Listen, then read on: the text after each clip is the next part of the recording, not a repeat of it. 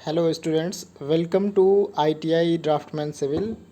आज मैं आप लोगों के साथ कुछ मोस्ट इम्पॉर्टेंट क्वेश्चंस लेकर आया हूं जो कि आईटीआई और या फिर जो भी स्टूडेंट्स सीटीआई की तैयारी करना चाह रहे हैं या फिर सीआईटीएस की, उनके लिए मोस्ट इम्पॉर्टेंट क्वेश्चंस हैं। ये आपके विगत वर्षों में पूछे हुए क्वेश्चंस हैं। तो हम लोग फर्स्ट क्वेश्चन को डिस्कस करेंगे। फर्स्ट क्वेश्चन देखिए ज़रा। औद्योगिक वातावरण में व्यावसायिक बीमारी कैसे पैदा होती हैं, इसका आप लोग आंसर करेंगे। तो इसमें जो फर्स्ट ऑप्शन है वो है लापरवाही या फिर ज्ञान की कमी या अनुचित, आप देख पा रहे होंगे। दूसरा ऑप्शन है ज्ञान की कमी। तीसरा ऑप्शन है आपके पास मशीनों की अनुचित हैंडलिंग। और ऑप्शन नंबर फोर्थ या डी, पदार्थ या प्रक्रिया के संपर्क में आने वाले व्यक्ति। तो यहाँ आपका राइट आंसर हो जाएगा option number D. Right answer क्या हो जाएगा? Option number D. मीन्स अगर कोई भी स्किल्ड व्यक्ति है तो वो ज्ञान की कमी तो नहीं हो सकती, ना ही वो लापरवाही करेगा, है ना। तो यहाँ पर आपका राइट आंसर हो जाएगा पदार्थ या प्रक्रिया के संपर्क में आने वाले व्यक्ति क्या हो जाएंगे? बीमारी से ग्रसित हो जाएंगे। ठीक है, तो नेक्स्ट क्वेश्चन पे हम लोग चलते हैं। नेक्स्ट क्वेश्चन नंबर 2 है। क्वेश्चन नंबर 2 देखते हैं ज़रा। क्वेश्चन नंबर 2 क्या कह रहा है? कह रहा है कि अपने चाप पर 2 त्रिज्या द्वारा बंधे एक वृत्त का हिस्सा क्या हो सकते हैं? अच्छा, 2 वृत्त की बात कर रहा है। तो अगर हम सिंपल सी बात ऑप्शन यहाँ पर देखें, ऑप्शन नंबर ए अगर देखते हैं तो वृत्त तो एक ही होगा, तो ये तो ऑप्शन कैंसिल हो गया। ठीक है, ऑप्शन नंबर अगर हम सी की बात करें, मीन्स सेगमेंट की अगर हम बात कर लेते हैं, तो सेगमेंट कौन कौन से होते हैं ज़रा सेगमेंट बताएं। इसका हमारा क्या हो सकता है? सेगमेंट रेडियस हो सकती है, ठीक है, मतलब त्रिज्या हो सकती है, व्यास हो सकता है, परिमाप हो सकती है, ये तो होते हैं सेगमेंट। तो ये भी आपका आंसर गलत हो जाएगा। सेमी सर्कल तो ये ऑप्शन हो ही नहीं सकता सही। तो 2 वृत्त की बात करेगा और वो त्रिज्या द्वारा बंधे हुए हैं, तो यहाँ पर आपका राइट आंसर हो जाएगा बच्चों सेक्टर। क्या हो जाएगा? राइट आंसर सेक्टर हो जाएगा। कौन सा हो जाएगा? सेक्टर आपका राइट आंसर है। क्लियर? सेक्टर राइट आंसर है आपका यहाँ पर सेक्टर। ध्यान देंगे, सेक्टर आपका क्या है? Right answer. Next question number 3 पर हम लोग चलते हैं। क्वेश्चन नंबर 3 आप लोग ज़रा ध्यान से देखिएगा। क्वेश्चन नंबर 3 क्या कह रहा है कि what is a name of scale, यानी इस स्केल का नाम क्या है? इस स्केल का नाम जानना चाह रहा है। अच्छा, ये आप क्वेश्चन सब ने पढ़ा होगा, ये क्वेश्चन बहुत इंपॉर्टेंट है। चलो देखेंगे। इसमें देखो, मेन स्केल होता है हमारा, एक मेन स्केल होता है और एक दूसरा स्केल होता है जो उसके ऊपर रोटेट करता हुआ होता है। आप यहाँ पर देख पा रहे होंगे, ये हमारा मुख्य स्केल है और दूसरा स्केल इसके ऊपर रोटेट कर सकता है। तो यहाँ पर ऑप्शन फर्स्ट देखेंगे, साधारण स्केल, वर्नियर स्केल, विकर्ण स्केल या फिर तुलनात्मक यानी कंपैरिजन स्केल, कंपैरेटिव स्केल। तो यहाँ पर क्या राइट आंसर हो जाएगा आपका? यहाँ पर आपका राइट आंसर हो जाएगा ऑप्शन नंबर बी के साथ चला जाएगा, ऑप्शन नंबर बी के साथ में। तो ऑप्शन नंबर बी क्या है ज़रा देखेंगे? वर्नियर पैमाना यानी वर्नियर स्केल जो है ये हमारा राइट आंसर हो जाएगा। नेक्स्ट क्वेश्चन नंबर 4 पर चलते हैं। क्वेश्चन नंबर 4 क्या कह रहा है? आपके पास मिनी ड्राफ्टर देख पा रहे होंगे, मिनी ड्राफ्टर है, ठीक है। अब इस मिनी ड्राफ्टर में आपको ये वाला हिस्सा जो पूछा जा रहा है, इसको क्या डिनोट किया गया? एक्स बता रहा है, इसको हम लोग क्या बोलते हैं? ठीक है, क्वेश्चन देखो, which is the part marked as X के रूप में चिन्हित भाग क्या कहलाता है या क्या कहा जाएगा? ठीक है, तो देखते हैं ज़रा ऑप्शंस क्या क्या हैं। ऑप्शन नंबर आपके पास है स्क्रू कहा जाएगा, हेड कहा जाएगा, ब्लेड कहा जाएगा, लिंकेज कहा जाएगा। अच्छा, लिंकेज क्या होता है? ये जो हिस्सा होता है हमारा, आप देखो ज़रा, ये जो हिस्सा होता है जहाँ से स्केल वाला हिस्सा जुड़ा हुआ होता है वो हमारा कहलाता है लिंकेज। ठीक है, यानी ये वाला हिस्सा हमारा लिंकेज कहलाएगा। तो अब ज़रा ध्यान दो, इसने बात की है इस वाले हिस्से की। इस वाले हिस्से को हम क्या कहेंगे? इस वाले हिस्से को हम लोग बोलते हैं हेड। क्या बोलते हैं? हेड की। ठीक है, ये हमारा हेड होता है जहाँ से हमारी जो स्केल जुड़ी होती है वहाँ से 360 डिग्री क्या कर सकती है? 360 डिग्री रोटेट कर सकती है। ठीक है, वो हिस्सा हमारा क्या कहलाएगा? हेड कहलाएगा। क्लियर? नेक्स्ट क्वेश्चन पे चलते हैं। Question number 5। क्वेश्चन नंबर 5 ज़रा देखिए। क्वेश्चन नंबर 5 कह रहा है कि A4 पदनाम का आकार क्या होता है। ए4 साइज पेपर पूछ रहा है कि उसका साइज क्या होता है। ड्राइंग शीट के बिना काटे वाले A4 पदनाम का आकार क्या होता है, या what is the A4 designation of the untrimmed size of drawing sheet. तो यहाँ पर आपका राइट आंसर देखेंगे ज़रा। तो आंसर नंबर फर्स्ट है 430, एक मिनट, हाँ 450 इंटू 450 इंटू 625, 330 इंटू 425, 240 इंटू 330, या फिर आपका 165 इंटू 240। फ्रेंड्स, ये यहाँ से एक क्वेश्चन बनता ही बनता है। वो तो या तो फिर वो ड्राइंग शीट का साइज पूछ लेता है, शीट का साइज पूछेगा, या फिर बोर्ड का साइज कभी कभी पूछ लेता है, ठीक है, बोर्ड का साइज। तो ये सारे क्वेश्चंस आप तैयार कर लेंगे। बोर्ड से आता है या B1 B0 इसका साइज पूछ लेता है, या फिर A5 A4 A2 का साइज पूछ लेता है, ठीक है। तो यहाँ से एक क्वेश्चन बनता ही बनता है, आप लोग अच्छे से तैयार कर लीजिएगा।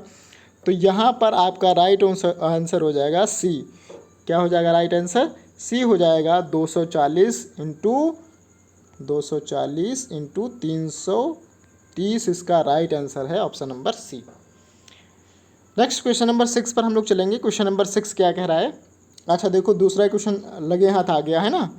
देखो अब इसमें क्या पूछ रहा है, इसमें जानना चाह रहा है A5, अभी हमने A4 का पढ़ा। अच्छा एक चीज़ ध्यान में रखेंगे, जो A0 है वो बड़ा होगा A1 के कंपेयर में। सीरियल से चलेंगे, हमारा क्या होता है सबसे पहले ध्यान देंगे, A0 A1 A2 A3 A4 और A5। जो सबसे छोटा साइज होता है वो A5 का होता है, और सबसे बड़ा A0 या A0 का सबसे बड़ा साइज होता है। इस बात को आप लोग ध्यान में रखेंगे, ठीक है। तो यहाँ पर A5 का साइज पूछ लिया, किसका साइज पूछ लिया है? A5 का। अच्छा अभी हम लोग A4 का साइज पढ़े हैं, ठीक है। A4 का हम लोग पढ़ चुके हैं, कितना था? 240 इंटू 330। तो इससे छोटा होगा, इससे क्या होगा? छोटा होगा। तो कितना होगा इसका जो साइज आएगा बच्चों, इसका साइज क्या हो जाएगा? 165। कितना हो जाएगा? 165 इंटू 240, इसका right answer option number D। Clear है? नेक्स्ट क्वेश्चन नंबर 7 पे चलते हैं। क्वेश्चन नंबर 7 ज़रा ध्यान से देखेंगे। क्वेश्चन नंबर 7 क्या कह रहा है? हाँ तो दोस्तों क्वेश्चन नंबर 7 ज़रा पढ़िए एक बार।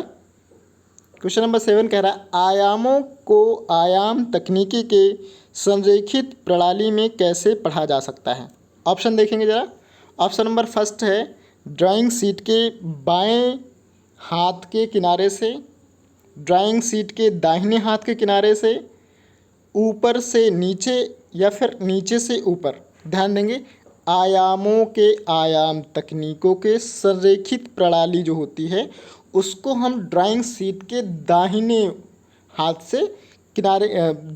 के किनारे से पढ़ना शुरू करते हैं। इस बात को आप ध्यान रखेंगे। तो ऑप्शन नंबर B आपका राइट आंसर हो जाएगा। तो क्वेश्चन नंबर 7 का आपका राइट आंसर क्या हो जाएगा? B। ठीक है, राइट आंसर आपका क्या हो जाएगा? B। नेक्स्ट क्वेश्चन नंबर 8 पर चलते हैं। क्वेश्चन नंबर 8 ज़रा ध्यान से देखेंगे।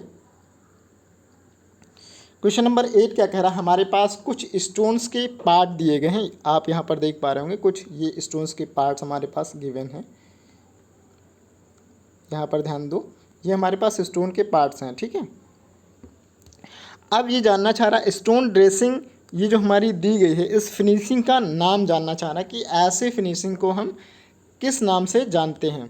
तो ऑप्शन नंबर फर्स्ट है बोस्टेड फिनिशिंग, ड्रैग्ड फिनिशिंग, या फिर हम इसको बोलते हैं ड्रैगेड फिनिशिंग। अच्छा दोनों ऑप्शन सेम है, B और C सेम है, और फोर्थ है पॉलिश्ड।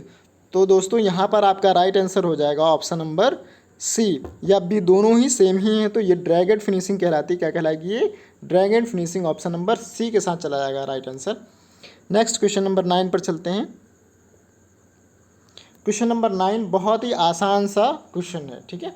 इसको ज़रा देखेंगे। हमारा ये जानना चाह रहा है कि what is the maximum degree can be measured in circular protractor. जो हमारा एक चांदा होता है सर्कुलर वाला, कौन सा? सर्कुलर, ठीक है। ये हमारा सर्कुलर प्रोटेक्टर है या फिर चांदा है, वृत्ताकार चांदा। इसमें अधिकतम डिग्रियां कितनी होती हैं, अधिकतम डिग्रियां जानना चाह रहा। तो एक चीज़ ध्यान रखो, ये होता है हमारा 90 डिग्री का कोण। कितने का होता है? 90 का। यहाँ से चलोगे तो कितना हो जाएगा? 180 डिग्री। फिर ये कितना का हो जाएगा? 270 का। यहाँ तक आते आते मतलब एक राउंड पूरा कितना का हो जाएगा? 360 का। कितने का हो जाएगा? 360 डिग्री। मीन्स एक जो वृत्ताकार चांदा होता है उसमें अधिकतम डिग्री कितनी पाई जाती हैं या कितनी मापी जा सकती हैं? तो दोस्तों कितनी मापी जा सकती हैं? 360। कितनी मापी जा सकती हैं? 360। राइट आंसर आपका हो जाएगा ए। नेक्स्ट क्वेश्चन नंबर 10 पर चलते हैं। क्वेश्चन नंबर 10 ज़रा ध्यान से देखेंगे आप लोग। क्वेश्चन नंबर 10 क्या कह रहा है? किस चट्टान में कैल्शियम कार्बोनेट मुख्य सामग्री होती है? कैल्शियम कार्बोनेट की दोस्तों बात कर रहा है। तो कैल्शियम कार्बोनेट जो होता है हमारा सबसे ज़्यादा। अच्छा, अग्नेय में क्या होता है हमारी? यहाँ पर एक चीज़ और डिस्कस कर लेते हैं। हमारी जो रॉक्स होती हैं वो 3 तरह की होती हैं। कितने तरह के? 3 तरह के। इग्नियस रॉक्स, सेडिमेंट्री और मेटामॉर्फिक। ठीक है, अग्नेय, परतदार और रूपांतरित। ध्यान देंगे, पहला होता है हमारा इग्नियस रॉक्स, दूसरा होता है सेडिमेंट्री और तीसरा होता है मेटामॉर्फिक रॉक्स। ठीक है, ये होते हैं हमारे मुख्यतः 3 तरह की रॉक्स पाए जाते हैं। अब यहाँ पर बात कर रहा है कि जो मुख्य घटक होता है हमारा कैल्शियम कार्बोनेट वो किस चट्टानों में पाया जाता है? दोस्तों यहाँ पर आपका राइट आंसर हो जाएगा कैलकेरियस रॉक्स। यहाँ पर जो होता है हमारा सबसे ज़्यादा क्या पाया जाता है? कैल्शियम कार्बोनेट पाया जाता है। नेक्स्ट क्वेश्चन नंबर 11 पर चलेंगे। क्वेश्चन नंबर 11 क्या कह रहा है? ज़रा ध्यान देंगे। योजना के तृतीय कोण प्रक्षेप में कहाँ रखा जाता है? ध्यान देंगे, जो हमारा योजना को तृतीय कोण प्रक्षेपण बनाया जाता है वो कहाँ पर बनाया जाता है? एलिवेशन के नीचे या एलिवेशन के ऊपर, एलिवेशन के बाएं ओर, एलिवेशन के दाएं ओर? तो कहाँ बनाया जाता है? एलिवेशन के ऊपर बनाया जाता है। क्या? योजना का तृतीय कोण प्रक्षेप। ऑप्शन नंबर बी के साथ चला जाएगा। Option number B right answer हो जाएगा। Option number B. Next question number 12 पर चलते हैं। क्वेश्चन नंबर 12 जरा ध्यान से देखेंगे। क्वेश्चन नंबर 12 कह रहा है कि सीमेंट के निर्माण में कितना प्रतिशत जिप्सम रखा जाता है? ये दोस्तों बहुत इंपॉर्टेंट क्वेश्चन है। यहाँ आईआईटी से लेकर के आईटीआई से लेकर के आपका सीटीआई, सीआईटीएस कोई भी एंट्रेंस एग्ज़ाम दोगे या फिर कोई कंपटीशन एग्ज़ाम दोगे, ये क्वेश्चंस पूछा ही जाना है। तो दोस्तों यहाँ पर हम मोस्टली पूरा एक्सप्लेनेशन के साथ देख लेंगे। हाँ तो फ्रेंड्स, अगर हम बात करें सीमेंट की, ठीक है, सीमेंट मैन्युफैक्चरिंग में कौन कौन से कंपोजिशंस होते हैं या फिर कौन कौन से इंग्रेडिएंट्स होते हैं, इंग्रेडिएंट्स या फिर इसी को हम लोग बोलते हैं कंपोजिशन। ठीक है, तो यहाँ पर जो हमारा मुख्य घटक होता है वो होता है कैल्शियम ऑक्साइड। ये कितना लिया जाता है? जिसको हम लोग लाइम भी कहते हैं। 60 से 65% क्या लिया जाता है? लाइम चूना, जिसको हम लोग बोलते हैं या फिर कैल्शियम ऑक्साइड बोलते हैं। दूसरा होता है हमारा सिलिका, SiO2, जो कितना लिया जाता है? 17 से 25%। इसको हम लोग क्या बोलते हैं? बालू। क्या बोलते हैं? बालू। इसके बाद आता है आपका एल्यूमिना आता है। ठीक है, एल्यूमिना के बाद फेरिक ऑक्साइड, आयरन आता है, मैग्नीशिया आता है और कुछ इसके जो इंग्रेडिएंट्स हैं वो उसमें जिप्सम भी मिलाया जाता है। अच्छा, जिप्सम का हम लोग काम भी देख लेंगे। तो जिप्सम की मात्रा यहाँ पर सबसे कम रखी जाती है। कितनी? जिप्सम की मात्रा 3 से 4%। कितनी रखी जाती है दोस्तों? 3% से 4% क्या रखा जाता है? जिप्सम रखा जाता है। अच्छा, सीमेंट को जिप्सम में मिलाने का औचित्य क्या है? तो दोस्तों हम आपको बता दें, जिप्सम जो है सीमेंट की इनिशियल सेटिंग टाइम जो होता है, जो प्रारंभिक सेटिंग टाइम होता है वो बढ़ाने का काम करता है। जैसे हमें मसाला बना करके एक जगह से दूसरी जगह ले जाना होता है, तो ये क्या करता है? हमारे मसाले को सेट होने से थोड़ी देर के लिए रोकता है। एक चीज़ यहाँ पर और समझ लेते हैं हम लोग दोस्तों, जो इसका मेन काम तो समझ गए आप लोग कि इसका काम होता है 3 से 4% ये जिप्सम मिलाया जाता है। और ये जो होता है हमारा, इसका initial setting time Portland cement का 30 मिनट होता है। कितना होता है? 30 मिनट। और फाइनल सेटिंग टाइम होता है, कितना होता है फाइनल सेटिंग टाइम? इसका फाइनल सेटिंग टाइम दोस्तों, फाइनल सेटिंग टाइम इसका 10 घंटे होता है। तो याद रखेंगे, अगर हम पोर्टलैंड सीमेंट की बात करेंगे तो पोर्टलैंड सीमेंट में इनिशियल सेटिंग टाइम 30 मिनट और फाइनल सेटिंग टाइम 10 घंटे, 10 आवर्स। नेक्स्ट क्वेश्चन पे चलते हैं। Question number 13। क्वेश्चन नंबर 13 में ज़रा ध्यान से देखेंगे, बहुत इंटरेस्टेड क्वेश्चन है हमारे पास। आप एक बार देख पाएंगे, ये हमारा वाल बना हुआ है। अब इस वाल में ये वाला हिस्सा जानना चाह रहा है इसका नाम क्या है। इस वाले हिस्से का एक्स से डिनोट किया है और इसका नाम पूछ रहा है। अच्छा, एक चीज़ हम समझ लेंगे, जब ब्रिक आप लोगों ने पढ़ी होगी तो ब्रिक हमारी जो ब्रिक बनी होती है, जो ईंट बनी होती है, जो हमारी ईंट बनी होती है, उसमें स्टेजर होता है, हेडर होता है, queen closer, king closer, bull nose, ये सब कुछ आपको पढ़ाए गए होंगे। ठीक है, तो हमारा जो ब्रिक होती है, एक बार ज़रा हम बना के दिखा देते हैं आप लोगों को। ब्रिक जो है हमारी कुछ इस तरह से बनी होगी।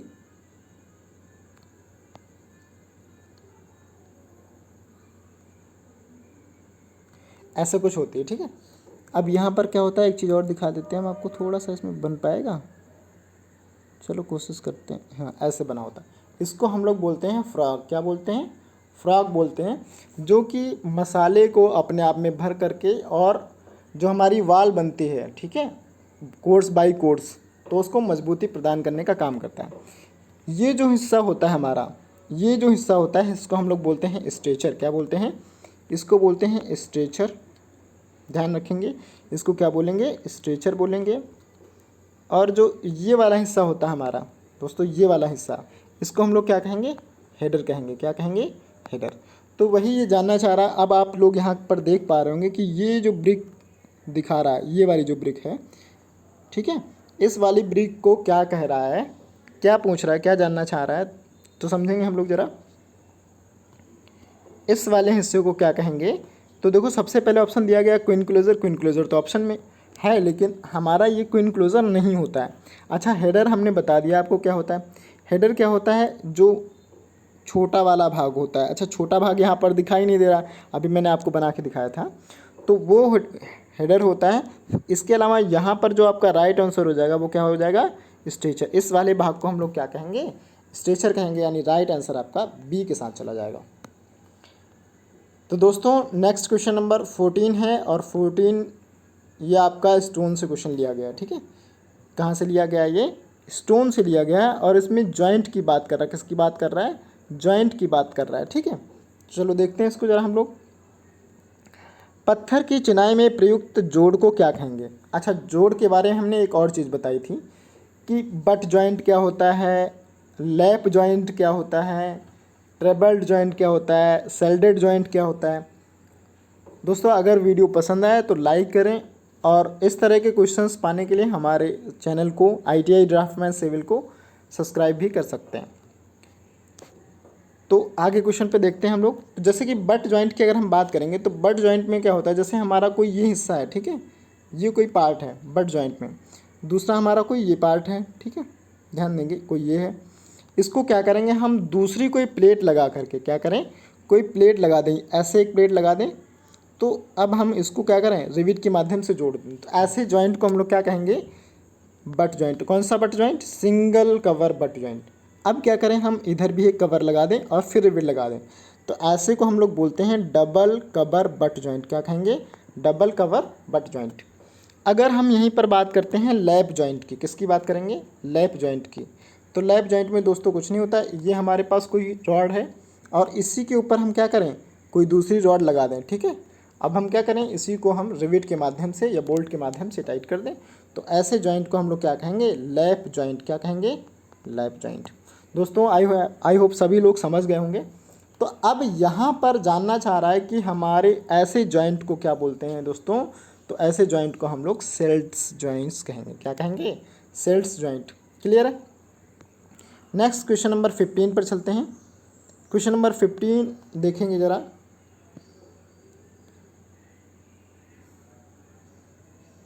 क्वेश्चन नंबर 15 दोस्तों, क्वेश्चन नंबर 15 एक बार पढ़ेंगे सभी लोग। क्वेश्चन नंबर 15 क्या कह रहा है? क्वेश्चन नंबर 15 है, कौन सी चिनाई में सटीक बिड जोड़ों के साथ वर्ग या आयताकार आकार के नियमित पत्थर होते हैं? इसमें जानना चाह रहा है। तो ये बहुत सा आसान सा सवाल है और कई बार ये क्वेश्चन में पूछा गया है। मोस्ट इंपॉर्टेंट क्वेश्चन है ये। प्रीवियस ईयर पेपर उठा के आप लोग देखेंगे ITI का, तो उसमें भी आपको मिलेगा। जब भी हम कोई भी चिनाई करते हैं, लेकिन उसमें क्या करते हैं, सटीक बिट जोड़ के साथ अगर हम वर्ग या आयत आकार के नियमित पत्थर लगाते हैं, जैसे मान लो अगर हमने कोई स्टोन मेसनरी बनाना शुरू कर दिया, तो अगर हम आयत लगा रहे हैं तो उनका एक रेगुलर साइज होना चाहिए, रेगुलर शेप होना चाहिए, चाहे वो वर्ग हो चाहे फिर वो आयत हो। अगर वो रेगुलर शेप एंड साइज में है, ठीक है, रेगुलर आकार में है, चाहे वो वर्ग हो या फिर आयत हो, तो फिर ऐसी चिनाई को या फिर ऐसे स्टोन मेसनरी को हम लोग क्या कहेंगे, एसएलआर फाइन चिनाई या एसएलआर फाइन मेसनरी कहेंगे। तो आपका राइट आंसर क्या हो जाएगा, सी हो जाएगा। नेक्स्ट क्वेश्चन पे हम लोग चलते हैं दोस्तों, क्वेश्चन नंबर 16। क्वेश्चन नंबर 16 में देखो जरा, ये हमारे पास बहुत सारे अभी दो ऑप्शन, इसमें तीन देख पा रहे होंगे। इसमें क्या कह रहा है दोस्तों, यहाँ पर कह रहा है मिट्टी की अल्टीमेट बियरिंग क्षमता निर्धारित करने के लिए रैंकाइन फार्मूला क्या कहलाता है। ये थोड़ा हायर लेवल का क्वेश्चन है और ये क्वेश्चन आपका सॉइल से पूछा गया है। कहाँ से पूछा गया है, सॉइल का क्वेश्चन उठाया गया है। सॉइल में आप लोग पढ़ेंगे, ये थोड़ा हायर लेवल का क्वेश्चन है लेकिन फिर भी पूछा है, इसका आंसर बताया जाएगा आपको। मिट्टी, जो हमारी मिट्टी होती है उसकी क्या करते हैं हम लोग, बियरिंग कैपेसिटी डिफाइन करते हैं। किससे डिफाइन करते हैं, एक रैंकाइन फार्मूला होता है, और रैंकाइन फार्मूला कौन सा सही है यही जानना चाह रहा है, ठीक है। तो रैंकाइन फार्मूला आप लोग याद रखेंगे दोस्तों, बहुत इंपॉर्टेंट क्वेश्चन है ये। यहाँ पर आपका जो राइट आंसर हो जाएगा दोस्तों वो होता है 1 + sin थीटा का स्क्वायर अपॉन 1 + sin थीटा का स्क्वायर। ये होता है आपका right answer. Option number A के साथ चला जाएगा रैंकाइन फार्मूला। यहाँ पर देख लेते हैं कौन सा है, तो ऑप्शन नंबर ए आपका क्या है, सही है, ठीक है। अच्छा दोस्तों, वो थोड़ा वहाँ पर हमें लग रहा है गलत है, क्योंकि 1 मिनट, हाँ